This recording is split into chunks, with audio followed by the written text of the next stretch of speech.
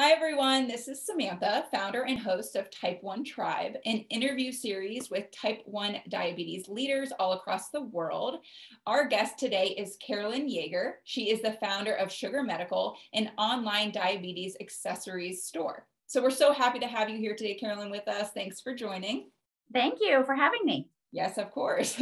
So tell us a little bit about the store, about you, like where you're from, all of that. Okay, so well, I'm originally from Alpharetta, Georgia. So I have been a type 1 now since I was 13. I also have a type 1 sister. So both of us were diagnosed very young. So my sister was 6 and I was 13.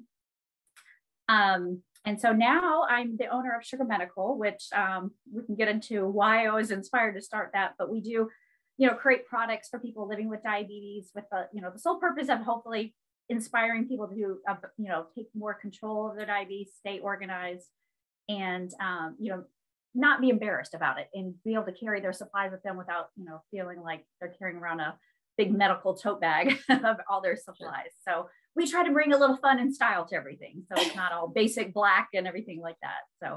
So when did you start this? So I launched the company in 2009, and we started shipping products back in 2010. And the reason we started was I had a close family friend who's also type 1. So she was just a family friend, and she ended up having to have a pancreas transplant. So that was like eye-opening for me, because in my mind, you don't have complications until, this was like when I was in my 20s. I'm like, oh, that's not going to happen until I'm like 60. 70, 80, I think, I'm doing a great job of staying in control. Well, it was really, eye-opening to see how quickly, you can be in good control to all of a sudden requiring a pancreas transplant. And it was really scary. It really changed me and my whole perspective on diabetes. My husband can say he remembers the day that I got the phone call that she was going to need this transplant, because he said it completely changed me. That I went from testing my blood maybe like 6 or 7 times a day to like super hyper vigilant. Like I never wanted to have a high blood sugar, and was really terrified. So it was a reason we started was to hopefully prevent anybody else from going through that experience. Wow. How old was she when that happened? So she was just around 30. Oh my gosh. And and so it was just like the pancreas transplant was successful. She was on a wait list for 2 years. She had a lot of, issue, like had to eat pureed foods and things like that, because it was gastroparesis was the main issue. But the pancreas transplant, like basically solved all the problems. She wasn't diabetic anymore, but now you're switching for a new problem where you're taking all the anti-rejection meds, which, people say isn't, necessarily, you're trading one problem for another.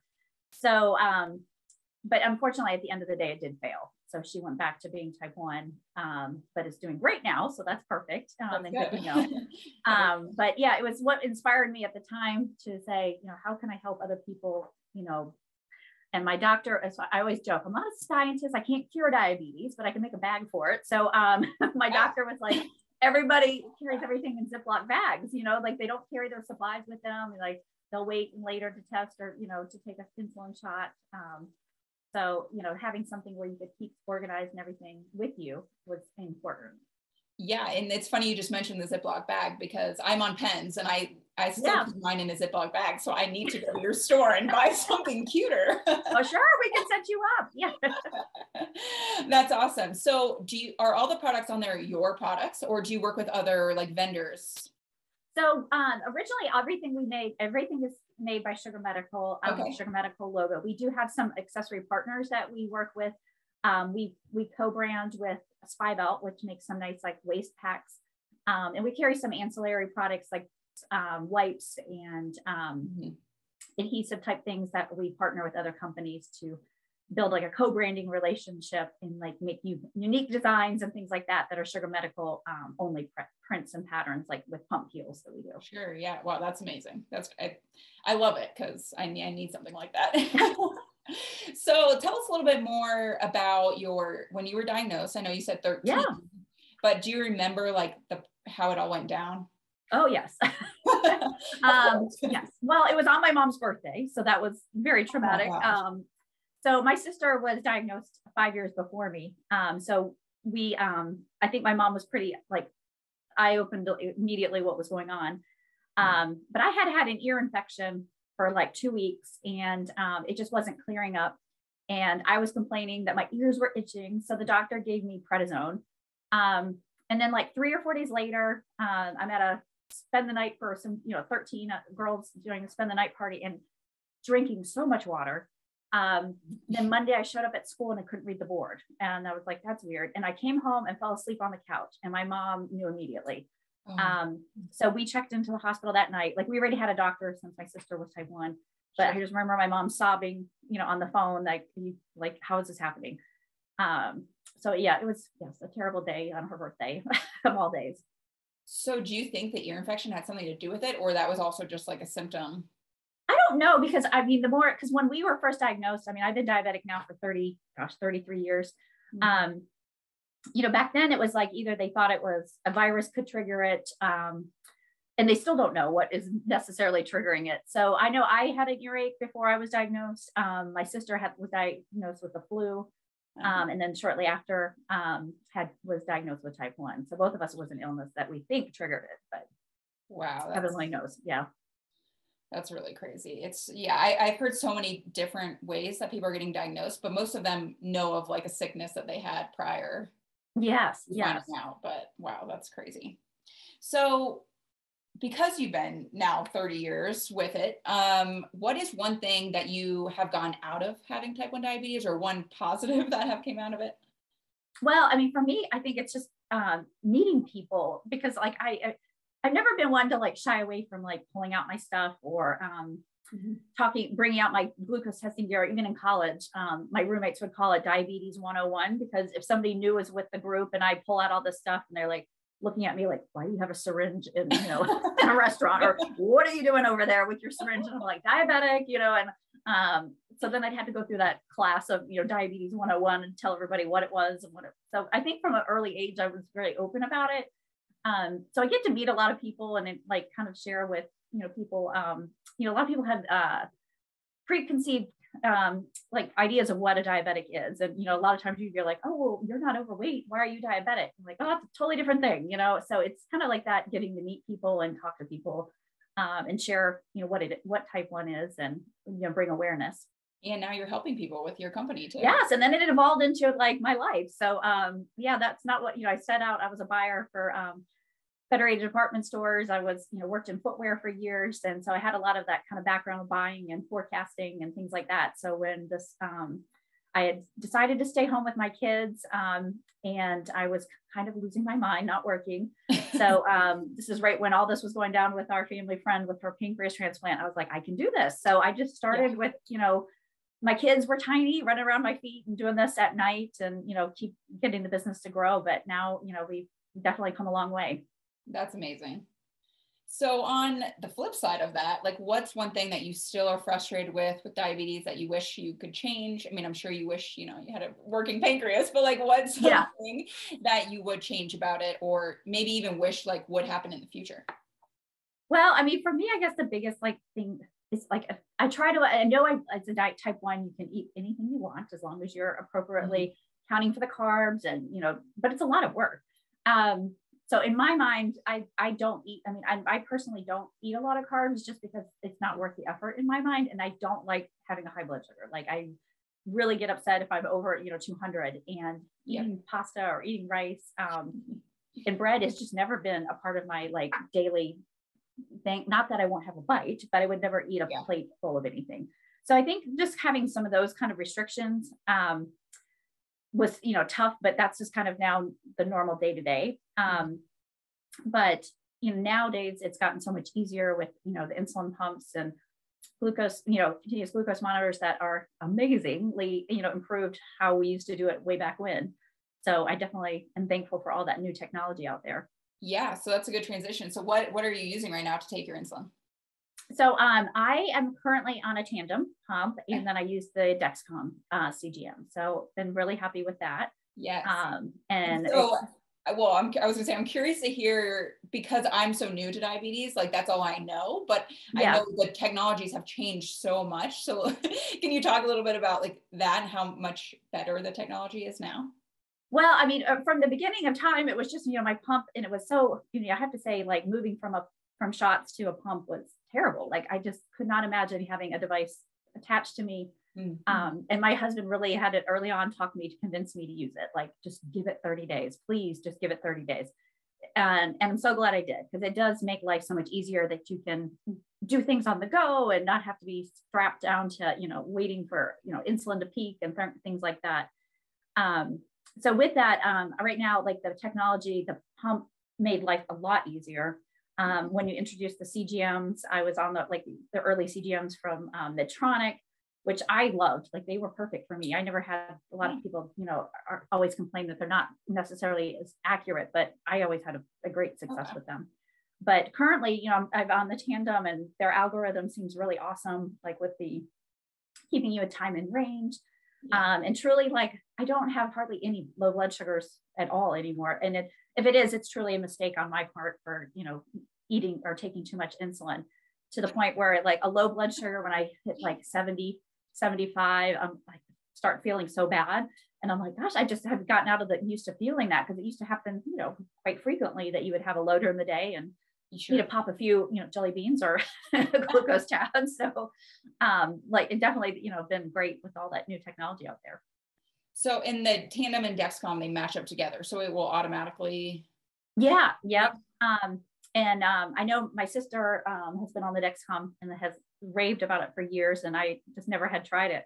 So when I now am using it, I'm like, wow, this is pretty nice, like pretty good that I don't have to test my blood like 6 times a day, or and it's accurate. So it's pretty like amazing. Yeah. I'm like, why didn't I do this earlier?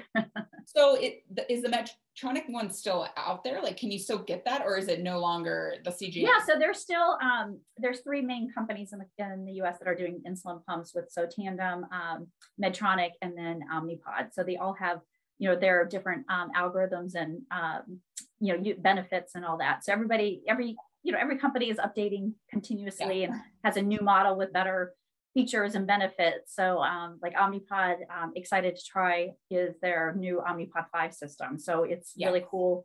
And having that no tube is something that really people love too, that you're not tied to a cord.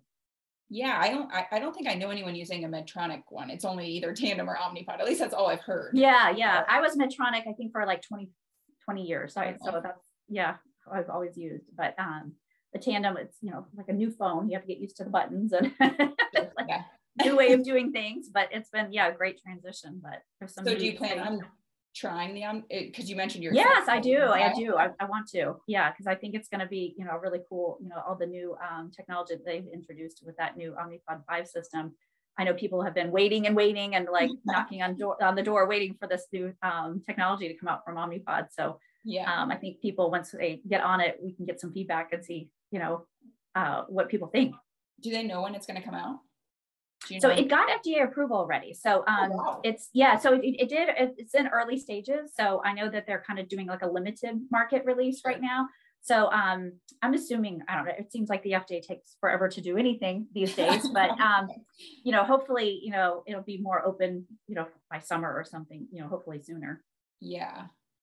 So let's transition into food, just because food is, the main thing with type 1 diabetes. Yeah. So what's like your favorite meal, like not like diabetes or not, like what do you just love to eat? What's your favorite thing?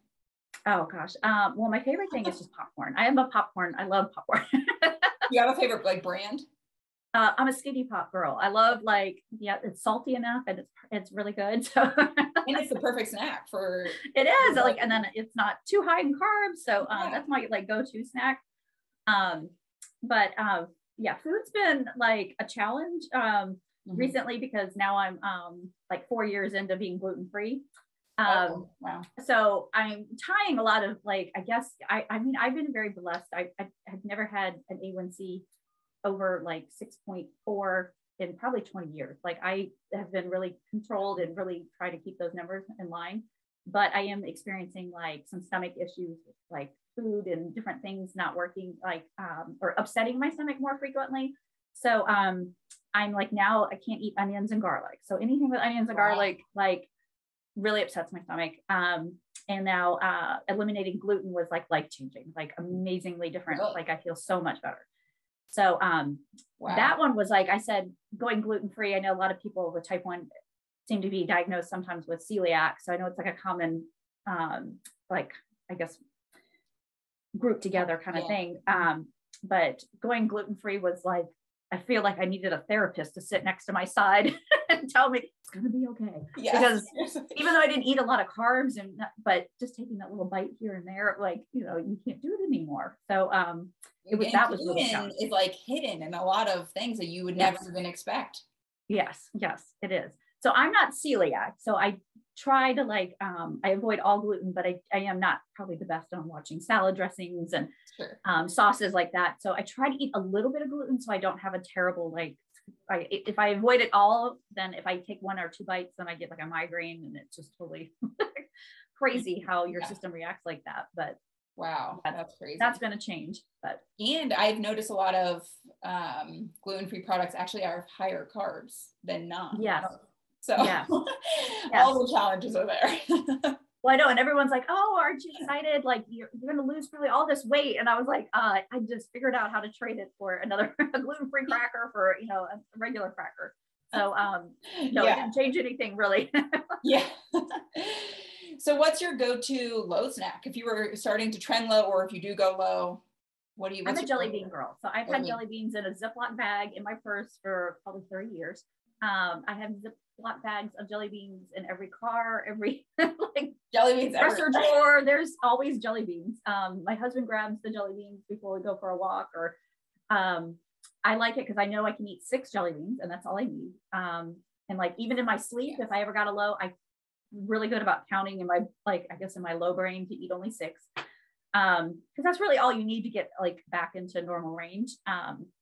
But my new favorite is these glucose SOS packets. They're flat, like, so obviously carrying a Ziploc bag of jelly beans isn't the easiest to carry around, especially if you're exercising. So these flat packs, like, I can slip it in my sports bra if I need to. I can slip it in my back jean pocket, and they're 15 grams of carbs. So, that's a pixie, like kind of like a pixie stick. But they're just super convenient because like lugging around a juice box, you know, works in your car, in your in your glove box, but you don't want to carry one necessarily in your whole purse every day. Yeah, that's awesome. I've never heard of those because I'm one of those weirdos that carries around glucose tablets. Everyone makes. Oh, see, I do like those though. I do, but they're kind of sometimes chalky, so I always go back to the jelly beans. Just regular. I would say I only eat the raspberry because the other ones I think are chalky. Like I only eat raspberry flavor of glucose tablets, but I like those because I can carry them easy on like a run or something. Yeah. I get what you're saying. So I'll have to try those SOS packets. Yes. It's in that sports bra while you're running. So going back to so I'm curious, do you carry like food items like that on your site? So we have like branched out a little bit. So that actually is one of our partners now. So the owner of Glucose SOS, she's a mom with 2 diabetic daughters. And she did develop this product. So she and I met up, and we've been working together. So she is an amazing woman, Pamela. And we have, been partners with her for about 2 years now. And, but it's like, it's a following. It's definitely, people love the convenience of it. So but jelly beans too work, but, having that convenient packet to throw in your, back jean pocket where you're out, on a hike or something is awesome. Yeah, that is great. So moving into, I'm curious, like, going into like the lowest experience you've ever had, like, do you remember that experience and like what happened? I would say my bad lows, I probably don't remember as much as my husband. So he'd probably be a more entertaining storyteller.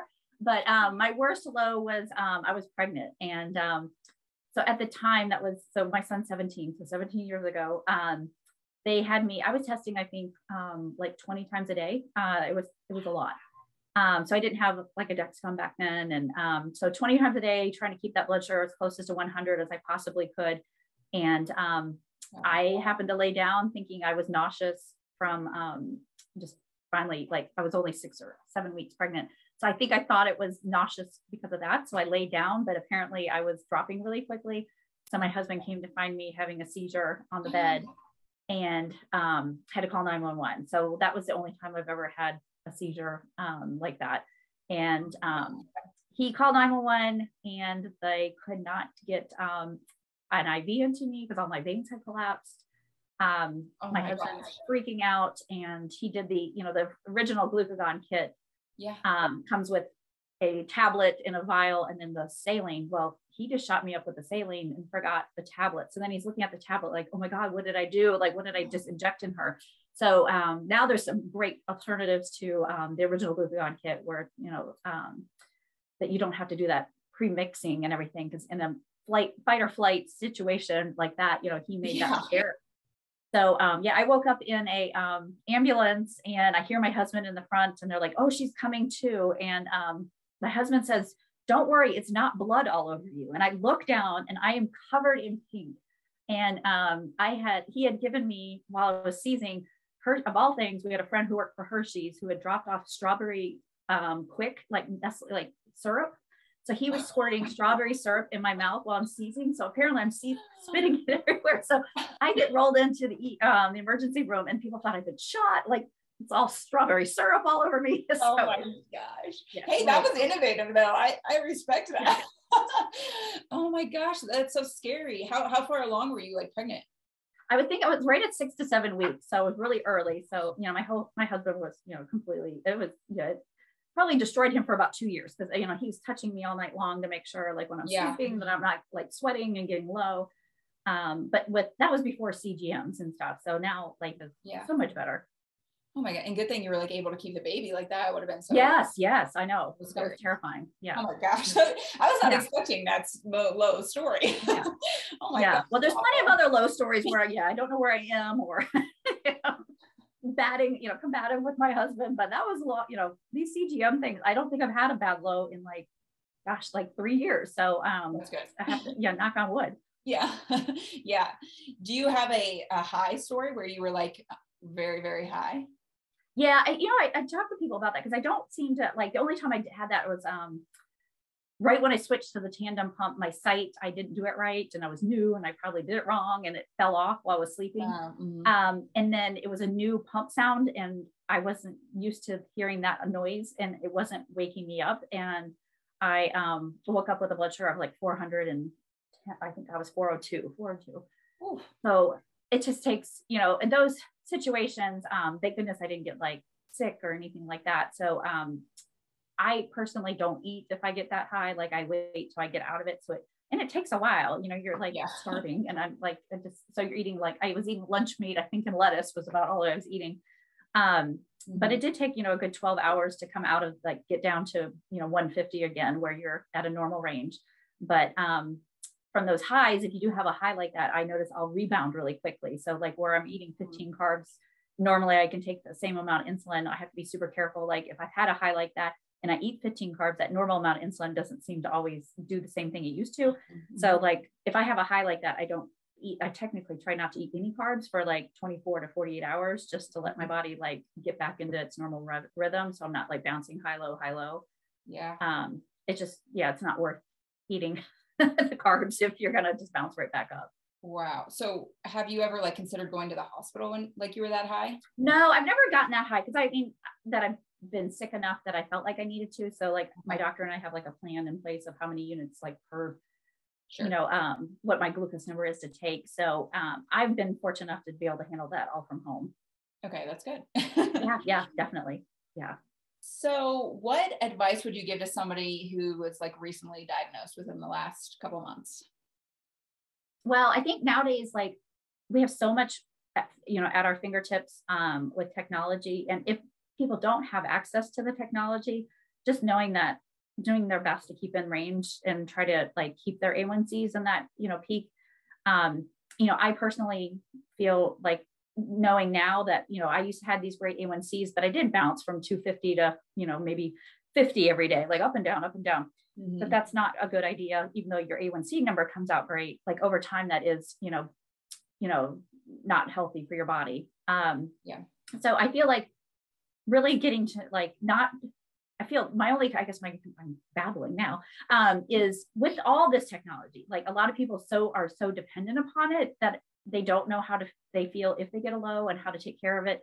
And that they really need to kind of learn their body and feel like, I can tell sometimes, like I know all the time if my blood sugar is running high because my mouth tastes different. Like I can there's certain things that you just kind of learn as you go, and to pay attention to those things, because sometimes, you may have a pump failure or the pump breaks, or, something's not working, and you're just back to 101, back to ground zero, that you need to be able to do it yourself too. Yeah. Yeah, absolutely. I've heard of people taking breaks from like their pumps and CGMs just so they could try to feel that. Yeah. Yeah. It's so important, I think. And I think too, for the newly diagnosed, like, I feel like I've met some people over the years that, they hand up their kids, or somebody's been recently diagnosed and they're young and they want to eat a bag of Skittles. They want to have whatever, like the birthday cake, which is fine, like every now and then, but not to make it a daily thing. Like, oh, she wants a bag of Skittles here. We'll just take insulin for it, because it really isn't healthy to keep bouncing your blood sugars like that. And it sucks to say, that you shouldn't eat sugar, but, like you really should kind of keep an eye on that, because those, those complications can sneak up if you're not, being hyper vigilant about it. Which I think is scary, because, people it's a lot. Like it won't happen to me. And even if it did, it'll be way further down the road. Yes. You mentioned it might not, it could happen at any time. So that's scary. Well, and I say that, like, being, in control, like, I knock on wood, like, no eye damage. So like every year I'm like, okay, do I get a gold star from the doctor? Because I feel like, how hard we work for this? Like, you should be handing out awards at this point. But going to the doctor is certainly, it's to me, it's like my report card. So I try not to miss those appointments, because I want to know if my A1C is higher, or, Yeah, sure. Because if I don't, then it's easy to, fall off track. Yeah, absolutely. What do you think the technology in the future is going to look like, or even just the diabetes world in the future? I mean, do you think there's going to be a cure in your lifetime? Oh gosh, I've had my hopes, my fingers crossed. It's been so long. They're coming so far though with ways to manage it. I think I'm hopeful that it's something implantable that can deliver the insulin and act as your working pancreas, that there is no like an exterior, pump attached to it, on the exterior. Like, I'd love it in the inside. So, like, it's not, everything's doing its job seamlessly. That would be my like hope for technology to, get to that point. And with how the CGMs are, and they do have the implantable CGM available and things like that, I think we're getting closer to that. But I mean, how amazing would that be that you have a little port of insulin inside you? Just have to fill that up every now and then, and everything, is good to go. Yeah. I'm open to anything that'll make it easier. So yeah, bring it on. How cool would that be? Maybe you should invent it. Yeah. Yeah, like a little tube inside somehow. Yeah. No. A little port. Yeah. So do you have any last thoughts for our viewers today about anything? Well, I think, I love to say, I want everyone to be like open about their diabetes and share their experiences, because a lot of people, that are newly diagnosed, it is so nerve wracking and it is stressful, and parents having to deal with young kids, those support groups that are out there online, and, things like you're doing yourself here are so important to like have that one-on-one and hearing personal experiences. I feel like that was a big miss, because back 33 years ago there was no Facebook and things like that, where people could connect, where my mom could have had a group of people to help her with the 2 diabetic daughters, and just a lot of that, take advantage of that and don't be like embarrassed, or I don't need that, I'm good. But I think to open up your mind and talk to other people is really helpful. Yeah, building a community. Yeah, definitely. Yeah. Well, thanks so much for joining this interview today. How do people get in touch with you if they want to get in touch, or how do they go to Sugar Medical?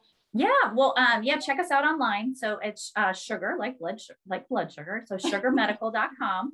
And check out our full range of products. We have lots of great, accessories. We do silicone covers and things for insulin vials, and lots of fun and bright colors to kind of spice it up a little bit. Yeah, awesome. Well, thank you so much again for doing this interview. Sure. We appreciate all you do for all of us. I will be going to purchase a bag for my pets now. So thanks so much, and we'll see you next time. Okay, sounds great. Thanks again. Bye.